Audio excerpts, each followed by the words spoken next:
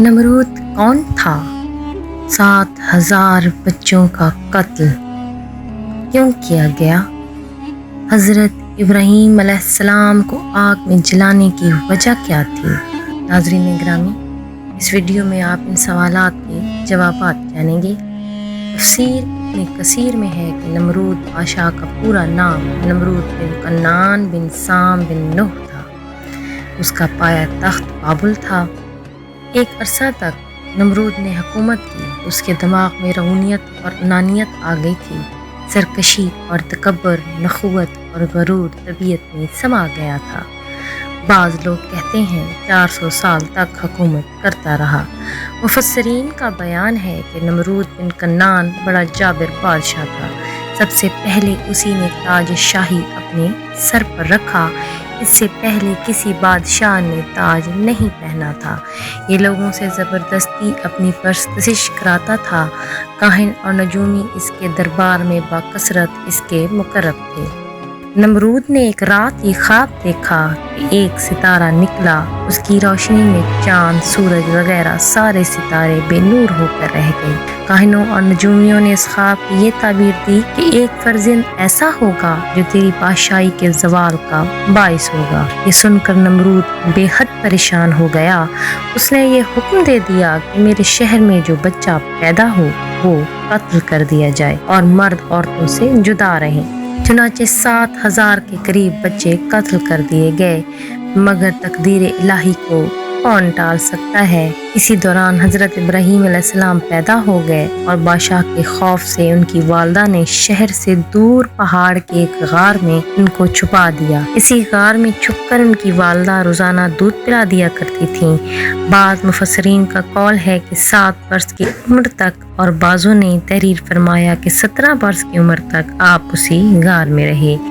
نمرود نے اپنی سلطنت بھر میں یہ قانون نافذ کر دیا کہ جو بھی خوراک کی اشیاء ہوں گی اس کے پاس رہیں گی۔ چنانچہ اس قانون کے تحت تمام کھانے پینے کی اشیاء اس کے پاس تھیں، اور جو لوگ اس کی خدائی کو تسلیم کرتے صرف انہی کو اناج دیا جاتا۔ ایک مرتبہ حضرت ابراہیم علیہ السلام اس کے دربار میں غلہ لینے کے لیے تشریف لے گئے تو اس خبیث نے کہا کہ پہلے تو مجھ کو اپنا خدا تسلیم کرو، جبھی میں تم کو غلہ دوں گا۔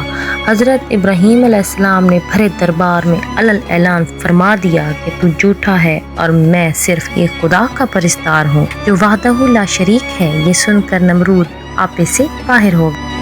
آپ کو دربار سے نکال دیا اور ایک دانہ بھی نہیں دیا۔ آپ اور آپ کے چند دوست جو مومن تھے بھوک کی شدت سے پریشان ہو کر جاں بلب ہو گئے۔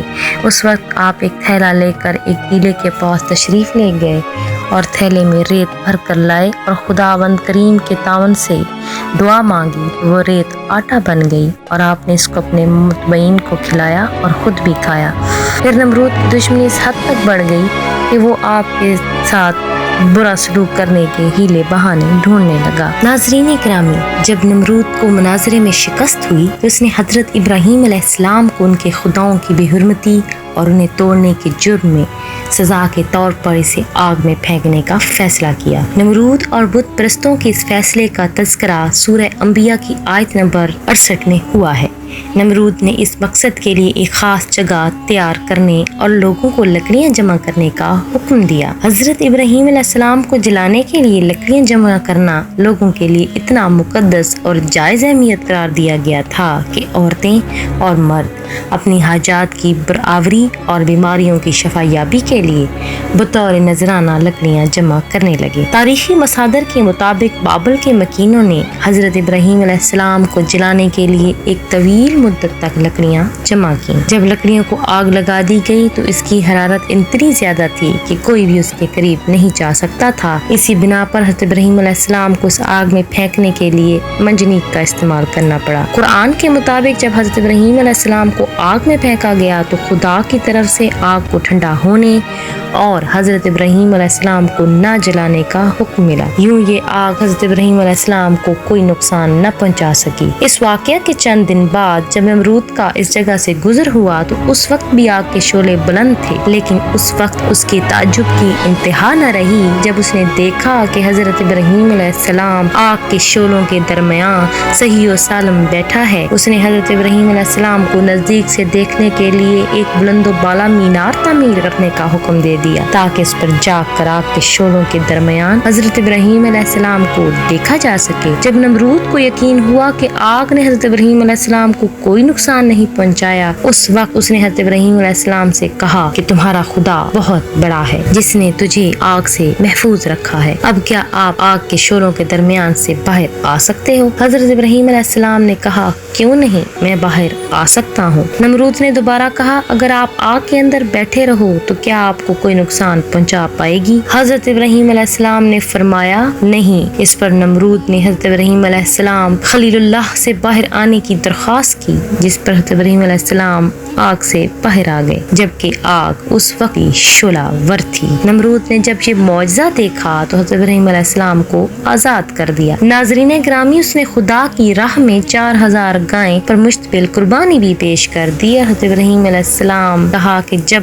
تک تم اپنے رب کے دعوے سے دستبردار نہیں ہوگی تمہاری یہ قربانی قبول نہیں ہوگی۔ تاریخی مصادر میں آیا ہے کہ نمرود خدا کی تلاش میں اور اس سے لڑنے کے لیے اپنے پالتو کعبوں کے ذریعے آسمان کی طرف پرواز کر گیا۔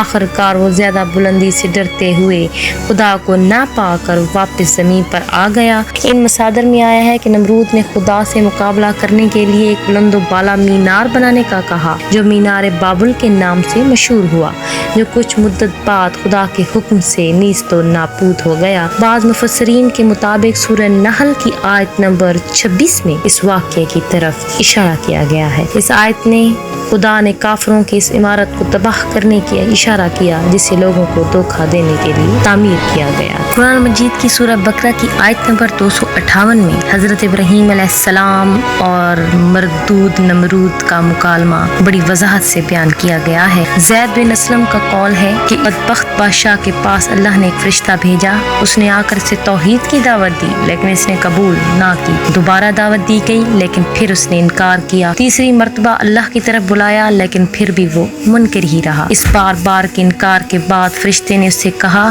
اچھا تو اپنا لشکر تیار کر، میں بھی اپنا لشکر لے آتا ہوں۔ نمرود نے بڑا بھاری لشکر تیار اور زبردست فوج کو لے کر سورج نکلنے کے میدان میں آ ڈٹا۔ ادھر اللہ تعالیٰ نے مچھروں کا ایک دروازہ کھول دیا، بڑے بڑے مچھر اس کثرت سے آئے کہ لوگوں کو سورج بھی نظر نہ آتا تھا۔ ناظرین گرامی، اللہ کی یہ فوج نمرودیوں پر گری اور تھوڑی ہی دیر میں ان کا خون تو کیا، ان کا گوشت پوشت سب کھا گئی اور سارے کے سارے یہیں ہلاک ہو گئے، ہڈیوں کا ڈھانچہ باقی رہ گیا۔ انہی مچھروں میں سے ایک نمرود کے نتھنے میں گھس گیا اور 400 سال تک اس کا دماغ چاٹتا رہا۔ ایسے عذاب میں وہ رہا کہ اسے موت ہزاروں درجے بہتر لگی۔